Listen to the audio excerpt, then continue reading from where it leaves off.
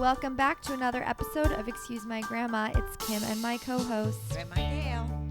Okay, guys, we are joined by Noah Neiman. He is a health and wellness expert, founder of Rumble Boxing. Noah, thanks for joining us. Of course. Thank y'all for having me. Appreciate you. Okay, so we start by asking all of our guests their age, current relationship status, and where they're from or currently living. Wait, can you guess how old you think I am?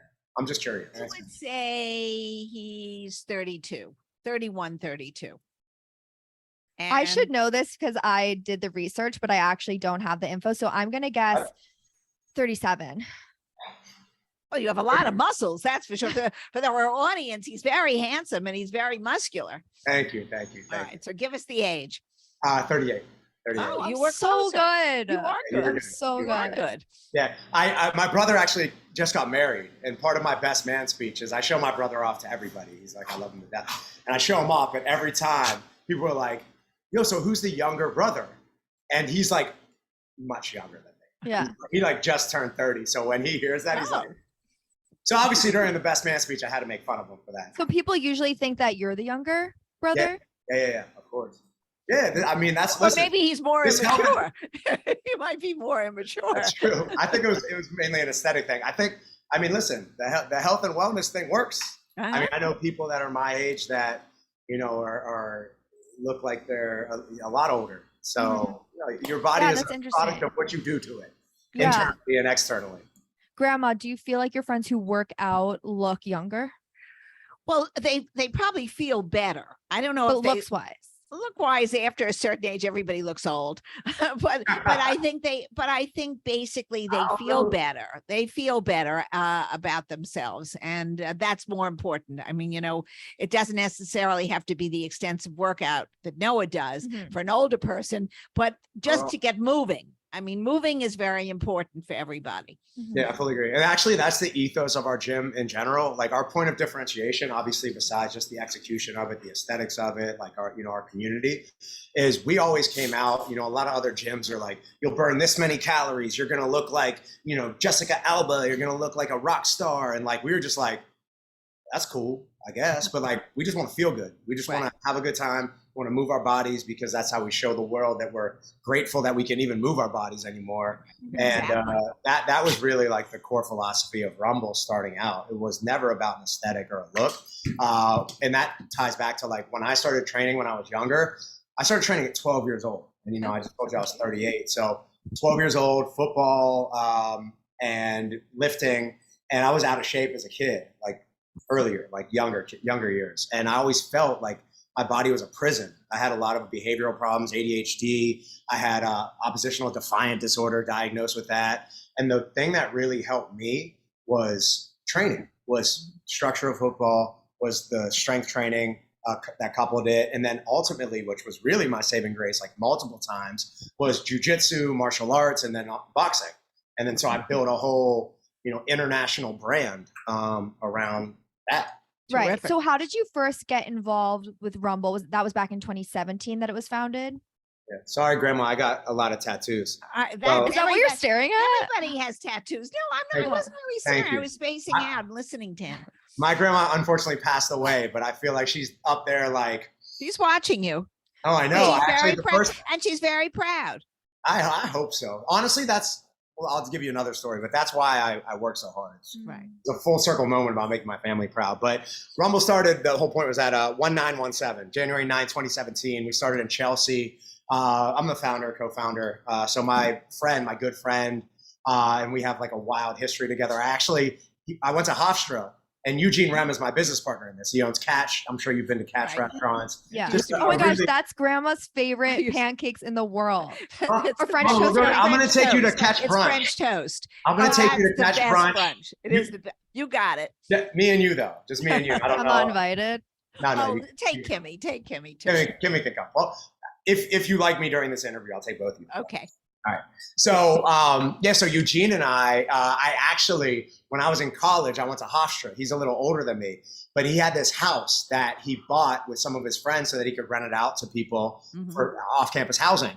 And it was a sorority house, and I didn't have a lot of money in college, so I used to live with my then girlfriend at the time, and like sneak into the sorority house and live there. I had all my stuff in like little bags. And when Eugene and like Devin and like Danny, like his partners came to come collect rent, I would have to like sneak out the window and I have to run away. So our running joke is that me working with him in Rumble, like literally 15 years later, is such a full circle moment because I owe him probably like I was just going to say, you $10,000 owe in the rent. back rent. Yeah, I was like, all right, we're not going to collect back rent. See, we're not going to do that, but I'll work with you. So our partnership was great. I mean, he's probably the best restaurateur and just moment creator, whether it's his restaurants, whether it's the nightlife aspect, whether it's, you know, the pancakes that you love, the attention to detail. And I've learned so much from him about entrepreneurship and about just servicing a customer. Right. You're going to see all those elements in Rumble. So we opened our first location in 2017 and, you know, we have some really strong partners,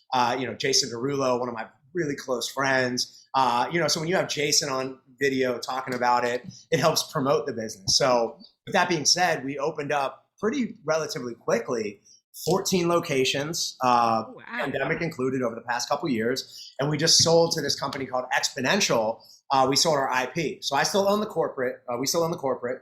And then we sold the IP, the intellectual property, which is essentially, just for your viewers, I know you know, y'all smart, but it's what makes Rumble Rumble, the sauce, the essence, the execution, the structure.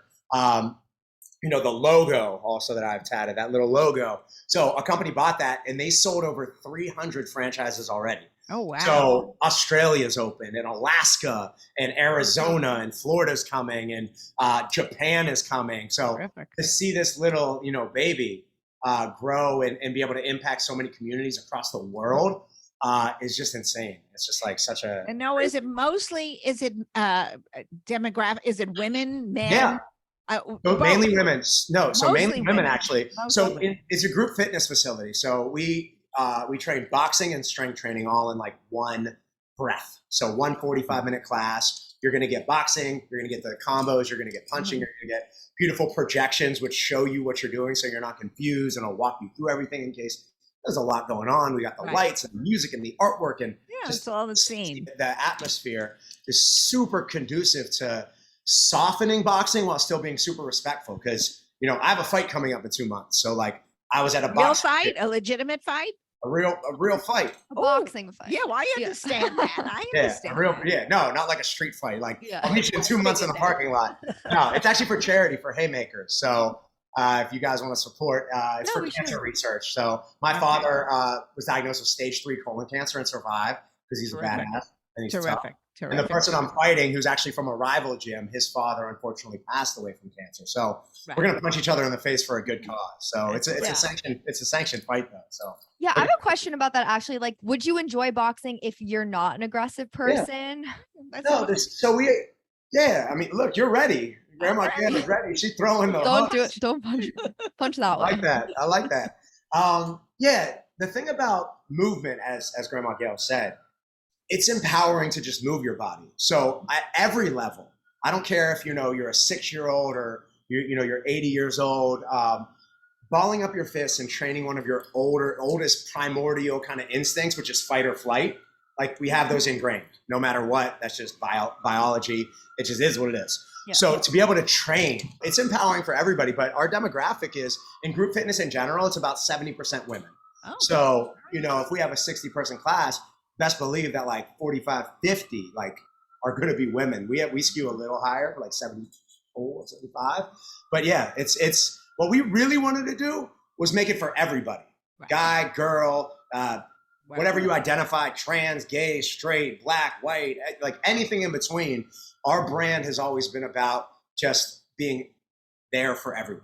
Mm-hmm. And we have a really strong brand identity. But maybe you're a pro boxer like my boy Hollywood Hino, who's a professional fighter who came to, you know, come to Rumble, and he's boxing next to somebody who came in from New Jersey and it was their first time. They saw it on like Justin Bieber's Instagram or something. And they're like, oh, I want to go try this. And they're right next to them, right next to Hino, a pro boxer, former pro boxer. And they're having just as much fun. They're getting just as good of a workout and they're going at their own pace. Whatever you can do is enough. That's what we say. Yeah.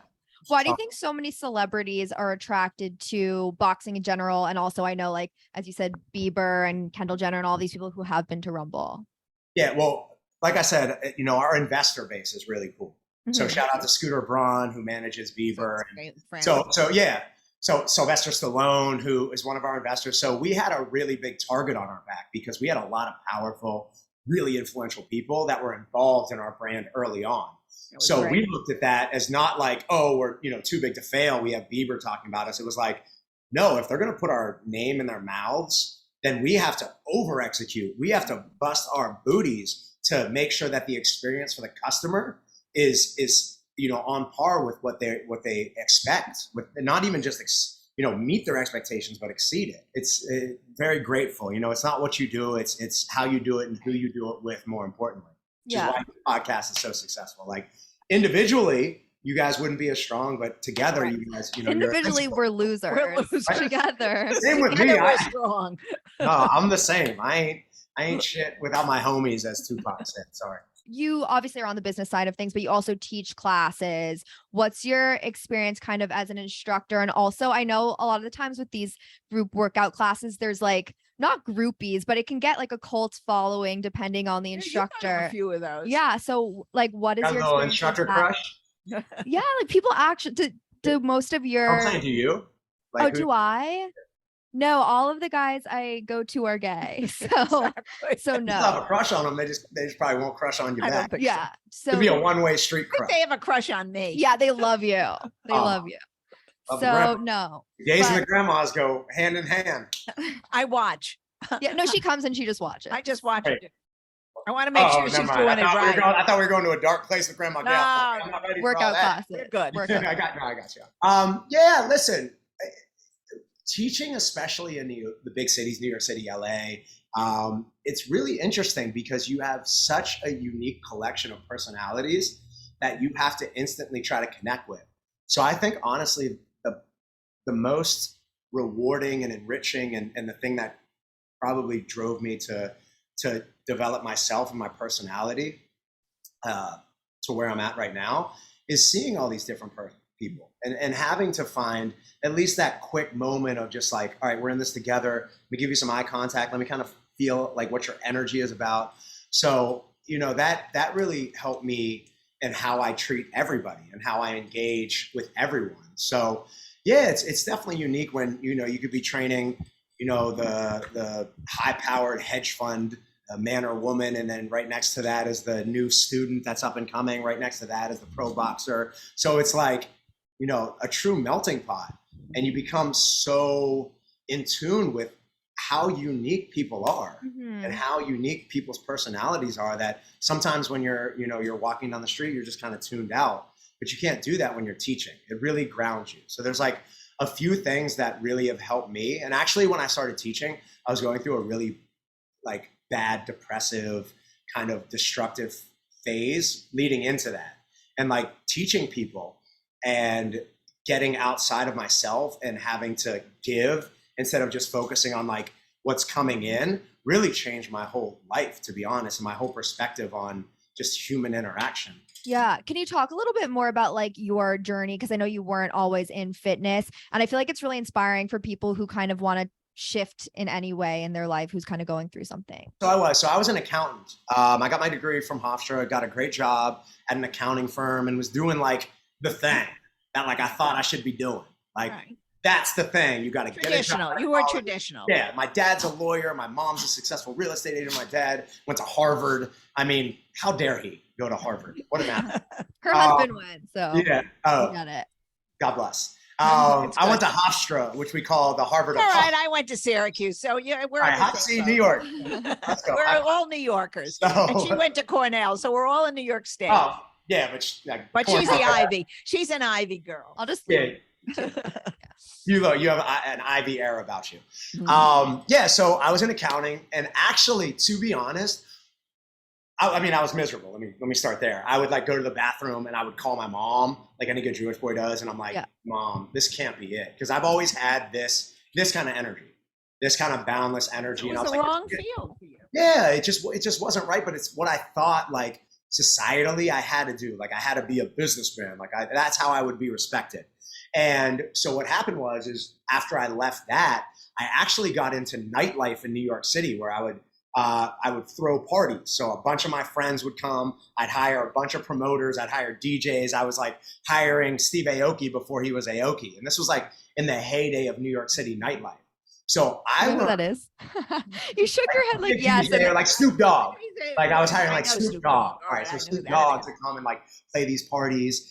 And I met a lot of relationships and connections that ultimately I had no clue were gonna pay off. Like I never go into a relationship for something to pay off, but full circle, like these people that I met in New York City nightlife, like Eugene, like we reconnected, and a bunch of our investors, and I got my reputation in there as somebody who really knew how to take care of people. So full circle, like 10 years later, opening up Rumble, I learned so much in the hospitality industry of New York City. This is all about, listen, how can I make you feel better? Feel better. How can I engage you and make you feel something good by dealing with me and my brand? So yeah, but in between that, like after New York City, I moved back to Pittsburgh because I had to deal with some family health issues. And that's when I got really destructive. Like I came in with a bad crowd. I was always kind of like on the tougher side of the tracks when I was growing up. My parents, we grew up, middle class, but I was always the kid that was out with the kids stealing cars, and I was always the one getting in trouble. It is what it is. And so I went back to Pittsburgh after New York for a little bit, and I got super destructive, back into drugs and just going out all the time and just not being, my family, like I had people in my family that were sick, like dying. And I was just like, it was just too much. So I had like a whole breakdown where I had all these panic attacks. And I remember I woke up in the hospital one day and I felt like really, like I woke up and I was like, what just happened? And I look around, it's like my whole family is watching me. So this is the full circle moment, talking about doing things to make my grandmother, she was passed away at the time, but making my family proud was like, I saw the look in their faces, their concerned looks. And I was like, that moment, I was like, I can't do this to them anymore. So I stopped. I gave up everything cold turkey, which is like, I mean, I don't know if any very hard with addiction or like anything like that, but like I had like shivers and panic attacks and like my body would go numb, and it was like a whole process trying to like wean off of that. But what happened is my parents kicked me out of Pittsburgh. They were like, you're out. Yeah. They were like, we love you, but you can't stay here anymore. You're super destructive. You're in with these bad kids. Like you got to go back to New York. Like your energy was made for this city. Like you're destined for things. And they believed in me before I even believed in myself. So they kicked me out, and I was talking to one of my friends, this guy, Micah Jesse, who was like a celebrity blogger. And there was this place that had just opened. This was like 2010 or 2011. And it was Kim Kardashian's favorite workout called Barry's Boot Camp. And he was like, I have some passes. I got to do a little blog write up on it. It just opened. Come with me. I know you're the fitness guy. Fitness has always been in my background, in my DNA. I've always trained throughout my whole life. It's always been my sanctuary, like kind of my anchor. He's like, come help me.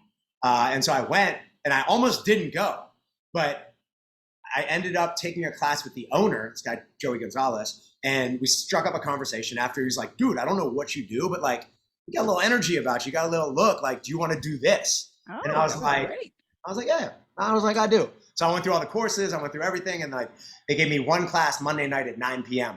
And I was like, what am I supposed to do? Who's going to want to work out at 9 p.m.? But I branded it. Like, this was when like Edward Cullen and like Twilight was really, every girl was like salivating over that. So I branded it Vampire Fitness Hour. And it was like for the crazies, for the people that had a long ass day in New York City and they wanted to end it with some like hard, aggressive, like boot camp style training.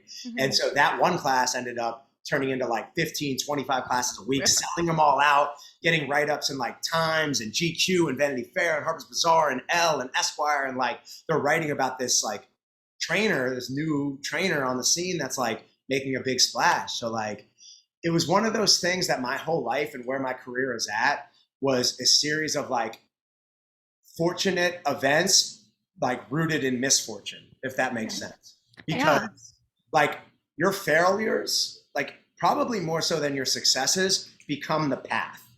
Like what people don't understand is if you just keep going, like you keep taking these losses and you keep messing up and you keep finding, you go to the accountant world and that's not right for you. So you do this and it's not right for you, but you're making these like moments and you're learning things along the way and you're making these relationships that hopefully you're keeping and you're investing in. Cause it's not transactional. It's, chase relationships, not checks kind of mentality.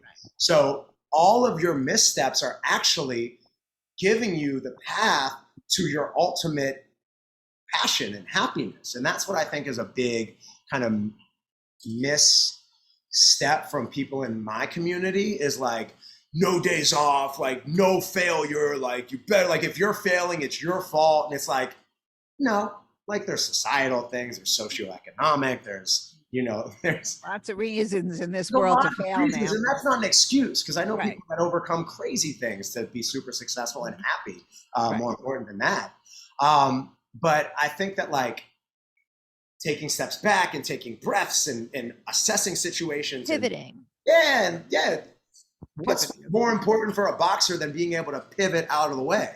So like, not getting, you're going to get hit with the punches, but as many as you can avoid, as many as, you can learn from your mistakes and just keep punching forward and keep pressing forward, you're going to be in a good position, even though at the moment it doesn't feel like that. And that's like, if that's not the story of my life, I don't know what is. Like I almost died. Like I literally almost died in like the most unhealthy anti-fitness way. And now I've busted my ass to be like a pillar in the fitness and lifestyle, and hopefully, a strong motivating factor for new young entrepreneurs that maybe are, going through what I went through when I was a kid. Totally. Very Thank good. you for sharing. It's like so inspiring. Well, right. And I was curious, do you do any work with teenagers in the inner cities in New York at all? Because I would think that this kind of regimen and this kind of exercise would be so helpful to, boys who tend to want to go into a gang or want to whatever on the streets of New York, any city. This would be a Just an outlet. terrific regimen, an outlet. Well, I mean, listen, you're going to, Do they ever we do approach a lot you? of charity. Yeah. We do a lot of charity work. So we I generally, don't only mean charity. I mean your concept put into a high school setting, taught by boxing, an you mean? instructor. Yeah, I mean because Okay. they don't really have boxing in high schools. I don't think they have that. yeah. And the funny thing is people think it's going to make you super violent and like Right. aggressive. And it's not. Like I used to get into more fights when I didn't know how to fight than I ever would now. Like I would never like think of fighting. Like even if you like disrespect me, I'm like not gonna like stand up, even though I could knock you out. Like Right. there's something like super calming about it. So we do a lot of, yeah, you're 100% right. There's a lot of boxing programs for Okay, that's what I meant. That would be great. yeah, there's also on the other end of that, boxing is one of the greatest things for Alzheimer's patients. So Interesting. so one of our trainers, Jess, actually does a lot of work boxing with Alzheimer's patients. So when you say is boxing good for everyone, it is good for everyone. Also, I'm curious your thoughts on like how New York City workout culture and also just workout classes, I guess, across the US have kind of changed after COVID, because Or I feel during like, COVID. well, I think during is like kind of clear, like people weren't going in, like they had to watch Zoom, virtual, whatever. But now, like, is it back up to the numbers you saw of Right. people going in pre-pandemic?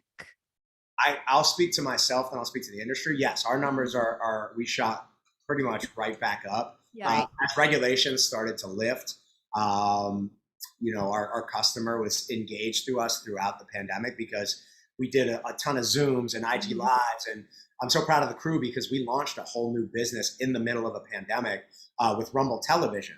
So we hired a production team.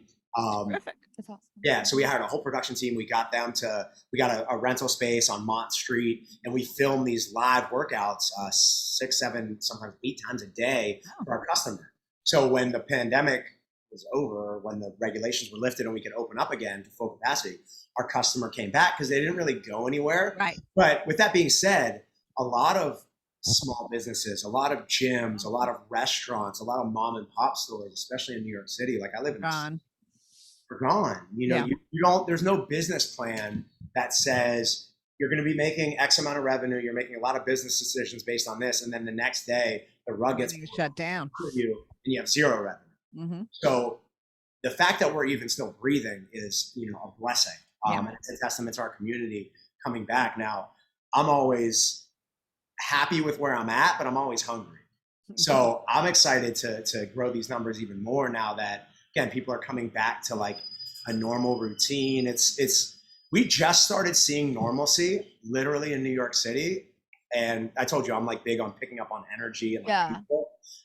We just started seeing like the real New York City probably in the past month or two. It's been, I noticed the same thing. yeah, so, It didn't feel like people were around, but it just started feeling like that level of like fun energy, fall, New York City, like excitement. I think like you're going to see New York City being super elastic and bouncing back, especially I after agree. this kind of recession and pandemic. People are, going to come back and reinvest in communities and reinvest in peer-to-peer businesses where, you build something. Hey, puppies, relax. I'm trying to give a heartfelt speech. They don't care. They won't play with the ball. So yeah, I mean, that's the thing. It's like Sylvester Stallone, to quote, Rocky. It's not how hard you can hit, it's how hard you can get hit and keep on going. And so this is just all par for the course. And I hope, and I'm doing my best as, a business owner in different communities to make sure that we end up coming back stronger from this than ever before. Great. Okay, can I ask about your tattoos? But nobody Okay. can see them, Kim. No, I'll cut it for social media like we do with every interview. Okay. Multiple questions. One, when your grandma was alive, how many of them did she see? Zero. Absolutely zero. Absolutely zero. But she was the anchor in my very first tattoo. So I remember I got this one in college. So it says bleed for those who bleed for you. And it's all the initials of my family. But BG, Beatrice Goodman is her name. Hey, Tyson, relax, buddy. So he's like the choir, the congregation is like giving me some props. So Beatrice Goodman, she was like the anchor in the bleed for those, like BG is right there. And all the initials of my family, my mom, my brother, my sister, my nieces and nephews, my brother-in-law. And so like I came home to show her and like she went to like be mad, but it was like a big I Heart Mom tattoo. So she was like, right. All right. You're an asshole, but like it's kind of cute. And now guess what? Full circle moment. My grandma's name was Beatrice. So B, we called her B, Grandma B. And my mom's, obsessed with B things, little B memorabilia and little trinkets and, pillowcases and everything. So my mom, 75 years old, just got a tattoo of a B on her arm. And I was like, I gave her the same look. I'm like, really disappointed, but I like it. Wow, she came around. That's pretty crazy. Yeah. So grandmama, no tattoos. Yeah. She unfortunately passed away when I was in high school. I got my first tattoo in college. Right. My mom just got that tattoo, but I think let's see if your dad gets one. That'll be. I think he would. My dad's a G. I think he would. My mom pressured him. They've been married. They grew up on Pecusset Street in Pittsburgh next to each other when they were kids. They were childhood. Yeah. I mean, they've known each other since they were 3 years old. They got married at 18. This is actually, so I have this tattoo. Shout out to Keith at Bang Bang. That's their engagement photo when they were 18 years old. Right? Yeah. Wow. So it's hard to get mad at the tattoos. The thing is, if you get engaged, do you have any room on the other arm? That's why I have so many muscles. So I have room to put more tattoos. I can't be skinny because I have space for more initials. All right, okay. Then not fill up anymore. Don't put any more. My brother just got married, so I gotta get her initials on the arm. But Okay, and then what about the Hebrew letters? That says koach, which means like physical strength. And then Oz, which is my first dog, which means more of like an internal strength, kind of like a spirit, like an internal courage. So those are my arms after one of my dogs right here. Okay, now let's chat a little bit about dating. To his dating, because this is a dating podcast. Are you sure? Everybody liked me up until this moment right here. Then they're like, "Oh, he's just a fuckboy." Like I'm not. I'm really not. Like. So my parents, like I said, they've been dating since they were kids. My sister's been married, since she was in her 20s. My brother just got married. He dated the same girl for 10 years. My niece has had a long-term boyfriend for forever. My nephew's had a long-term boyfriend forever. We don't want to hear that. Why does it matter? But guess what? No, just wait. And then there's fucking me, which is like I didn't even bring a date to my brother's wedding. No plus one. I didn't bring a plus one because hard out here, and I didn't that's a big moment. It was in Pittsburgh, which is a long trip, and I'm not that long. Not that long. You don't need to 6.5 hour road trip or a 4 hour drive or like a 2 hour plane ride, and you got to really be connected to somebody for them to meet my family. Like my family's crazy. I got to really I mean, there are obviously people I could have brought, but You I don't didn't, know. I feel like you I didn't went. want to. Let's just be Yeah, that's the truthful. bottom Grandma line. knows. Grandma knows what I didn't. I It's didn't pretty want to. easy to read through. Like you purposely did not bring someone because they didn't matter enough in Did your you life. bring the dogs? Oh, come on Did he now. bring the It's really dogs? not that. It was really for them. Like I just like I'm in a really wild place in my life in terms, and this is gonna sound like an excuse, and it's really, it's not. Like when I'm in on something, I'm all fucking in. Like whether it's fitness, boxing, lifting, football, dogs. I got 3 of them. I don't just get one. Building businesses. I'm only about need to have one, right? 400.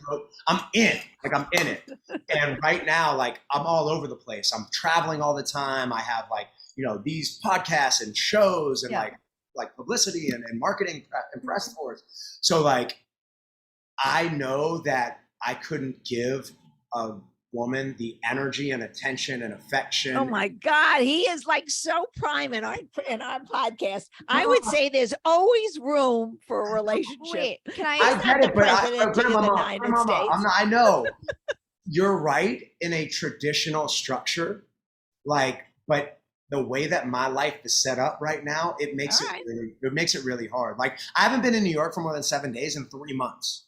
So wouldn't it be nice to come home to somebody? It would be delightful. It really would. It's not that I'm not anti-relationship. No. Did you talk to my mom before this podcast? I'm going to call her up as soon as this is over. I'm going to give you her number because she says the same thing. I'm like, Mom, like she hit me up after my brother's wedding. She's like, so like, when are you up? Like, and I'm like, what are you talking about? I'm like, your other son just got married. Like, at least give me like a week or 2. And she's like, no, I want grandkids. And I was like, you do. Just give me a second. But no, yes, I would love that. But I want to do it, and I want to have like the foundation to start it off right. I've had like, a few long-term, I'm talking like 3 to 5 year long girlfriends, so I can do it. Well, we know you can do it. We're not worried It's not about your about that. ability And to do it. Like, also, we're not coming after you. They are tough. Relationships in But I think general. you guys are making it much tougher than it really is. This goes back to my conversation with Kimberly all the time. Yeah, because this What? really No, isn't. tell me We're not what. coming after you. This happens. Like we hear this so much. We do. No, tell me. We do hear it a lot Yeah. because Treat I me think like I'm one of your own. Yeah, I mean, you can give me it's all your- right. Everyone thinks I'm their grandma. That's it. I told you. Unfortunately, mine passed away, so you can be my surrogate. You're too good not to partner off with somebody good, also good. So we Thank want the best for you. And the best thing is to have a relationship with somebody you're comfortable with and that can If that's share. what you want. Like, Well, you for want me, to be I'm miserable? No. I mean, a lot of people like don't even want a relationship. Oh, But if all right. No, I know a lot of people came up to me at the wedding, like older, and I won't say any names, Right. and they were like, we started talking about the same thing, and the husband in the background would be like, Don't do it. oh, good. And these are like, people who've been married for 30, 40 years. And I'm Well, like, that's why they're saying don't do it. I know, They're but I'm like, tired. damn. So I'm like, I do want to, but then there's like these universal moments where like people are All like, right. they're like, yo, you get to like travel and have fun. And like, you have to, you get to like, I'm not like devoid of like affection by any means. Cause I get so much of it being in the public and running around New York City and LA and like meeting all, the people that go to Rumble and just, I'm so like enriched with human interaction that's probably been my biggest impediment to settling down. Because one good thing about settling down is like you find a partner that like can go through all these things with you and like when you're feeling down can pick you up. But I have like 10,000 people that like fortunately like do that. Well, you're lucky. for me. Okay. I'm good. super fortunate. No, I am. And You like are. I would not be where I'm at without the community, without our customers, our clients, definitely without my family, obviously. So like I've had this support system, which again has been great, but it's also been the reason why I haven't, out of necessity, had to have been like, all right, damn, I need to like stop what I'm doing, like stop the presses for a little bit and lock down, because I never felt like I was missing out. Like I never felt like I was starving for that affection or love or attention or right. comfort when I needed it, because I always had it. Yeah, it's what you're choosing to prioritize also. Like if you don't feel like that's super important for you right now, that the other things like work or your dog seem more important, then you're going to prioritize those things over having like a serious relationship. Like correct me if I'm wrong, but like I feel like You're that's kind right. of what it comes down to. 100%. You make time for the things you want to make time for. Yeah. But it's not that I don't want to make time for it at all. Mhm. No. It's Do you make just- time for dating like casually? Yeah, no, of course. I mean, I'm a man. I'm a human. Yeah. So, but I'm like, I'm never like shady about anything. I'm very like, I'll have the same conversation with anybody like on a first date. I'll be like, listen, Totally. life's crazy right now. Like when I'm with you, but like I can't invest and like, yeah, I can't commit right now. Like I'm always like super transparent, which I think guys, Which if is you're- fair. Which is No, I fair. think it's important because a lot of Yeah. people, and I wasn't always like this. I learned the hard way when I was younger that like, it actually had tied into when I started training and really thinking about other people for the first time as opposed to ourselves. Because I think naturally, like we're very like ego driven, and I think we focus on ourselves a lot. That sometimes we don't realize how our actions really impact other people. So this is not, not always been like this, but now super transparent because again, like I don't want somebody to get involved that's like under like false preconceptions or pretenses. And I certainly don't want to be shady or like be manipulative or anything. So like if you're watching this and you hit me up in my DMs, like that's where I'm at right now. But yeah, listen, I'm a guy, so Yeah. don't Right. forget. So has Awful. that ever happened where like you're upfront with somebody and then down the line they are like, I want more from you, and you're like, Yeah, I of told you. course. Yeah. I mean, Do it. He said he can't do it because he's just not ready So for do you that. believe anyone who says, oh yeah, I also like just want to be casual, and then like you guys are just casual for a really long time? Mm. I've had like few of those where it's Yeah. been I've been like on a 4 or 5 year like semi-consistent basis. Right. So yeah, I think we Grandma can- does not approve. I know. I'm sorry. I felt the No, that's all judgment. right. I don't I mean, approve. before the head understand. started going like No, this. Timmy understands, but I just don't. Yeah. I don't Well, get you it. grew I up in mean, a different era, though. Well, that's so, true. Like, That you grew is up in true. an era where like you got was married, you had children, that was prioritized. the end. That was the priority. That was was. everything was based around the family structure. Correct. And I love that. Listen, I grew up Sunday night dinners every Sunday. Family dinner's really important to me. Family's really important to me. I'm excited to have kids one day. I got like the baby Jordans picked out. I got the cool little like gear that I'm like already dressing them in. Like I want kids for sure. I want to settle down for sure. It's just now it's a different world we live in. Like, Mhm. you have Instagram. So the moment things get tough in a relationship, instead of needing That's the to stick problem. through, no, that's a big problem. That is the Instead of problem. needing to push through, you're like, why am I doing this when I could have access to 10,000 other people and not deal with this? So Right. like it's hard. You got like Raya and you've got, the DMs and like, it's really hard when, like I said, relationships are hard in the best of circumstances. Like it's hard for my parents who like grew Hard up for next to everybody. each other. Exactly. So we've, and you see these statistics like 51% of marriages don't work out now. So I'm a positive person. I'm an optimist through and through. So I see those stats and I'm like, yeah, but like Yeah, when I but 50 do. Yeah. Right. no, that's You got to what look I'm at saying. the other side. On the other But side. you're not ready. You're definitely not ready, and you got to find. That's what You we didn't always, ask for her advice, No, but she's telling we're you. No, always one talking thing- about that. People have to be ready to get into Get a what you need, not what relationship. you want. That's No, correct. and fully You agree. have to be ready for it. Outside Doesn't is- matter what the girl you is have- or who the man is. If you're not ready, have to forget be it. ready. You have to be emotionally ready. Correct. But also, Right. I believe that, you have to have a certain level of emotional maturity before that. Mhm. So I think a lot of these, 51%ers that are getting divorced, that the relationships that don't work out, a partner, from my understanding, should complement you. They should elevate you. You should elevate them. You should be there for them when they're having their terrible times and going through their moments where they're getting, emotionally beat up. But with that being said, they're not a Band-Aid. So if you have these wounds, like, or you're not at the level that you need to be at in that regard, then you're gonna have a really hard time sustaining a relationship. No And I one's feel fixing like- you. You Yeah, have exactly. to fix yourself. And listen, No I'm question. only 10 years removed from like suffering from panic attacks all the time and like dealing with a lot of like emotional things on my Right. own that like, and then my development went into throwing myself into my work and my Well, business. so it's great. Yeah. And So that's I great. yeah, it's great. But again, I have a lot of emotional maturity that I need to do. And, you know, self-awareness isn't the end all be all. It's a start, but self-awareness without action is manipulation. I think that's like what one of my exes said. I thought that was Okay. good. I think especially coming from her, because I'd always be like, yo, I get how I am. And like, I want to work on it and I'm trying.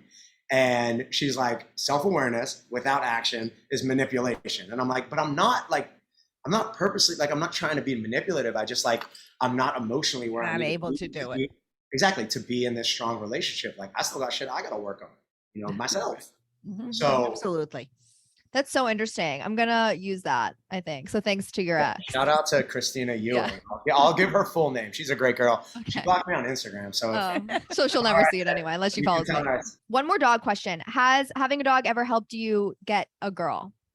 I mean, I think it's the only reason I can get her. Have you heard me talk? Yeah, I mean, listen, I think it shows your ability to take care of something other than yourself. You know, I mean, you should probably meet the dogs. Come here, Zozo, up. Come here, up. Come here, bud. Did you train them yourself? I did, but I also I got him some trainers. So when I would Yeah, yeah. travel, I would put him in like this beautiful 100-acre farm where they would hang out with Right. horses. So this is Zoe. Tyson is Aw. down there. Hi, Tyson, and then I'll show you my Nice. old boy There's a sleeping. little one in the corner He's- there. Yeah. See? Yeah, well, that's Tyson right here. That's Dyson. He's the smallest. Yeah, he is something special. Oh He's my the God, athlete. you have to take, how many pooper scoopers do you have to go outside with? I Well, used to unfortunately, I have have yeah, a walker. I have a walker. But actually, to be honest, I like to do a lot of this stuff myself. I love. I used to You're like, walk it shows how I can take care of dogs. And then you're like, I have a dog walker and a trainer. No, I don't. No, I got a trainer just because I wanted them to have fun when I was traveling. No, I'm joking. And the dog walkers just so they get extra exercise while I'm working. Yeah, but I do everything. Like, you know, my dog unfortunately got an infection. I had to like pick his ass up, take him to the vet, and sit with him. more than we Literally need been to feeding know. him. One, they're cute as hell. Like they're so handsome. Like my two puppies have modeled, like literally, like they Oh, shot for Kith. You know, shout out to Ronnie over at Kith. They shot for their Christmas card. They shot for Petco. They shot for dog DNA DNA testing. But yeah, it's an ultimate icebreaker, and it shows that you can keep something alive that's not yourself, Yeah. and that you can love something, And somebody loves you unconditionally. yeah. That's So, a yeah, very I- big thing for people who love pets. Yes, I love my guys. Of Okay, course. I want to end the episode with a quick game of Grandma Gail's old-fashioned dating quiz. We know where he is. Oh. There's no point. Oh, asking don't write me him. off, Grandma Gail. I told you I'm writing working you on off. myself. You're gonna be on my Yourself. team. Don't You're cut. on Kimmy's team. Don't I can write me tell off. right away. So the first one is, would you rather receive a call or a text from someone you're seeing if it's just to say hi? I'll call for sure. Yeah. Call. Yeah. Oh. No, absolutely. I hate texting. Like I'm so bad at it. I know. I hate texting. I hate emails. Like if you're gonna talk to me, like I hate small talk. I mean, I do it a lot, but like I'd rather have deep talk, even if it's small. Like I'd rather be like, "Yo, how are you doing? Give me your day." Right. Like don't give me like, "Oh, I'm great, buddy. How are you?" Like that's annoying. Be like, Yeah. "Oh, yo, I went to like this place this morning," and then I want to hear at least the 30-second elevator pitch of like how the fuck you're doing if I asked you. For sure. So yeah, call for sure. I hate texting. Sleep with someone on the first date. Would Yeah. you? I would do that. For sure. Okay. Dating apps or setups? I don't never get setups, but I don't love dating apps either. I like the universe. to Meeting be someone in the world. Yeah, I just like in the wild, like wherever it is. You know, I'm out there, and if I can't meet somebody through that, then it wasn't meant to be. So yeah, I think just like put yourself out there as much as you can. Go to the bookstore. Go to the coffee shop. Go to the gym. Go restaurant. Go, and then put off this energy, and it'll attract people. Would you move in together before getting engaged or wait until you're like engaged or married to live together? Yeah, of course. He'll take him. He'll be 80 years old by the time he gets Grandma married. Gail, I thought we were friends. Why are you coming at me right now? Damn. Yeah, no, I've actually lived with two of my exes. Well, besides the college girl. Yeah. that- Right. I mean, she was great, but I doesn't needed count. a place to stay. Yeah, I've lived with two other girls, like long term, like three Yeah. years. So Mhm. yeah, for sure, I can Yeah, I definitely do. Can handle that. Yeah. And my parents are hippies. Like they don't like in terms of like familial support. Like my Yeah, parents grew up in right. the 70s. My dad worked for Bruce Springsteen, so I grew up on tour with this guy, like running around with them, doing 70s and 80s things. So Mhm. my family's very like whatever. Loosey goosey. Yeah. Yeah. Okay, last one. Who should pay for the date? Should it be like one person in the relationship or split? I pay for everything. Guy. I Okay. pay for it, but that's not a dating thing. That's actually coming from actually a fear that I had when I couldn't afford anything, and I would feel really terrible, or like I'd have to like put my food, like my groceries back because I couldn't afford the whole thing. So now, like as much as I can, I might pay for the table next to me. That's not a dating thing. Like, I'm fortunate. Yeah. Right. So yeah, no, but I don't think that that's, to be honest, like it's hard out here. Like it's hard to make money. It's hard to support yourself. So I'm not going to sit here and say a man should always pay. Like what if a guy's working his butt off, but he just Right. can't afford it? Mhm. So like, I think that there has to be some kind of balance, and that's what a relationship should be. Yeah, it's But personal. as much as I can, or as much as anybody can, you should want to take care of your significant other, take care of somebody that you care about. So isn't that what Good dating? answer. Isn't that what Good dating- answer. Okay, well, you are I'm gonna 3 win out you of back, 5. Grandma. You're coming back to this Coming side. back to your side. on. Coming back to the dark side. But you still were 3 out of 5 modern, so you are more of a modern dater. Thanks for playing. Do I get what's the prize? Do I get stickers? The prize is you're on Kimmy's side. That's the only prize you get. Yeah. Noah, thank you so much for joining us today. Tell everyone how they can find you, follow you, anything else you want to know. And also where they can find Rumble. Oh yeah. So Rumble is probably coming to a city near you. So you could follow us at Do You Rumble, RUMBLE, fully spelled out. Do You YOU Rumble. So follow us. It'll give you information on us as a brand. You can follow Exponential, which is talks about all of our franchisees that are opening. And then personally, me at Noah D Neiman. I run my IG not even like I just like this. Like I don't treat it as a business. So connect to me, say what's up. You can see my dogs. I give you dog videos. And that's pretty much it. But stay tuned. I have so much more coming. Rumble is like literally a blessing and a platform. Wonderful. So yeah, please pull up to my classes. I love teaching. I love meeting new people. I still do that like 6 times a week just to feel connected and to, again, to get the human experience from everybody. But got a lot of new projects coming soon. So I'm excited. Exciting. Congratulations. Thank you so much. Terrific success story. Wonderful. No, very good. Still writing it, but yeah, Yeah, things like that's this all right. really You're on help. the right road. Thank you. I appreciate you having me on here and all your viewers for listening. Please follow us on Instagram, Excuse My Grandma, or on TikTok if you don't already. Share our podcast with your friends. Leave us a review.